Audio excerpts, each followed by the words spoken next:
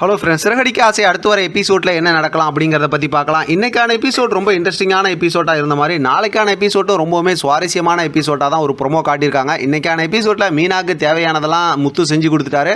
மீனா ஒரு பக்கத்து சந்தோஷமாக இருக்கிறாங்க. இப்போ நாளைக்கான எபிசோடில் பார்த்தோம் அப்படின்னாக்கா, இப்போ அண்ணாமலை அந்த ஸ்கூலுக்கு வாரத்தில் ஒரு நாள் போய்கிட்டு இருக்காங்க இல்லையா, அவங்க திடீர்னு ஸ்கூலுக்குலாம் கிளம்புறாங்க. ஏற்கனவே நம்ம ப்ரொமோவில் பார்த்தது தான். இப்போ அந்த நேரத்தில் பார்த்தோம் அப்படின்னா அவங்க போகக்கூடாதுங்கிற மாதிரி என்னென்னமோலாம் யோசிச்சுட்டு இருக்காங்க. கடைசியில் பார்த்தா அவங்க ஸ்கூலுக்கும் கிளம்பி போயிடுறாங்க.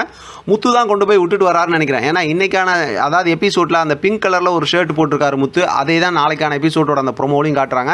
இப்போ முத்து போய் அண்ணாமலை அங்கே ஸ்கூலில் விட்டுட்டு வராரு. ஆனால் அண்ணாமலை அங்கே கிளம்பி போகிற விஷயத்த இங்கே ரோகிணி தெரிஞ்சுக்கிறாங்க. அவங்களும் பார்த்தோம்னா அதாவது அந்த பர்பிள் கலரில் ஒரு சுடிதார் போட்டிருக்காங்களா, சட்டை போட்டிருக்காங்களா, அதோட தான் ஃபோன் பண்ணுறாங்க அவங்க அம்மாவுக்கு. அவங்க அம்மா ஃபோனே எடுக்கல. ரொம்ப பதறி போய் இந்த மாதிரி அண்ணாமலை அங்கே ஸ்கூலுக்கு வராங்கங்கிற விஷயத்தையும், ஏன்னா அண்ணாமலை ஸ்கூலுக்கு வர அன்றைக்கி அவங்க அதாவது கிறிஸ்ட ஸ்கூலுக்கு கூப்பிட்டு வரக்கூடாது, லீவ் போட்டுடணும் அப்படிங்கிற மாதிரி தானே அவங்க ஏற்கனவே பிளான் பண்ணி வச்சுருந்தாங்க. அந்த விஷயத்தை சொல்கிறதுக்கு தான் ஃபோன் பண்ணியிருப்பாங்களாட்டிருக்கு. ஆனால் அவங்க அம்மா ஃபோன் எடுக்கலையாட்டிருக்கு.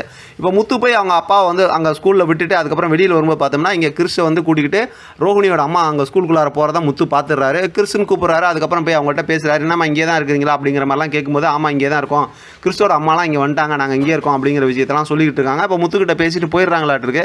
அதுக்கப்புறம் தான் பார்த்தா ரோகிணி வந்து அவங்க அம்மாவுக்கு ஃபோன் பண்ணுறாங்க. ஆனால் அவங்க அம்மா அதுக்கு முன்னாடி முந்திக்கிட்டு இந்த மாதிரி என்னையும் கிறிஸ்டையும் வந்து முத்து பார்த்துட்டாங்க அப்படிங்கிற விஷயத்த சொல்கிறாங்க. அதோட பார்த்தா ரோகிணி அப்படியே அதிர்ச்சி ஆகிற மாதிரி காட்டியிருக்காங்க. எப்படி பார்த்தாலும் ஏதாவது ஒரு திட்டத்தை போட்டு ஒரு பிளான் போட்டு கண்டிப்பாக இதிலேருந்து தப்பிச்சிருவாங்க. அதுலேருந்து எந்த டவுட்டுமே இல்லை. ஆனால் நமக்கு இன்னொரு ப்ரொமோ ஒன்று காட்டியிருக்காங்களா, அதாவது பார்த்தோம் அப்படின்னா அந்த கல்யாண விஷயம் பேசுறதுக்கு அந்த வீட்டுக்குள்ளார பார்த்தா அந்த மலேசியா மாமா வராங்கல்ல, அந்த வீட்டுக்குள்ளார பார்த்தோம் அப்படின்னா முத்து உட்காந்துருக்காரு இல்லையா, அதனால் பார்த்தோம் அப்படின்னா அடுத்த அந்த பொண்ணு பிரச்சனை ஒன்று கொண்டு வருவாங்கன்னு நினைக்கிறேன். அதனால் வந்து அடுத்தடுத்து என்ன ஸ்டோரி அப்படிங்கிறது நமக்கு சுவாரஸ்யமாக தெரிஞ்ச ஒரு விஷயம் தான். எப்படி பார்த்தாலும் இன்றைக்கி ப்ரொமோ வரதுக்கு வாய்ப்பு இல்லை. ஆனால் சிறகடிக்க ஆசை சீரியலை பொறுத்த வரைக்கும் நம்ப முடியாது. எப்போ பார்த்தா திடீர்னு ட்விஸ்டிங்காக ஒரு சூப்பரான ஒரு ப்ரொமோ கொடுத்துருவாங்க. அதனால் இன்றைக்கி ப்ரொமோ வந்துச்சுன்னா அடுத்து அந்த நேரத்தில் அதாவது அந்த மலேசியா மாமா உள்ளே வந்து முத்துக்கிட்ட மாட்டுறாங்களா, இல்லை அப்போ ஏதாவது தப்பிச்சிக்கிறாங்களா, அப்படி ஒரு வேளை மாட்டிக்கிட்டாங்கன்னா மலேசியா மாமா கொஞ்சம் மனசாட்சி உள்ளவரில். ஏற்கனவே பார்த்தோம் அப்படின்னா வித்யாகிட்டலாம் பேசும்போது இனிமேல் நான் இதில் சம்மந்தப்பட மாட்டேலான்னு சொல்லியிருந்தாரு.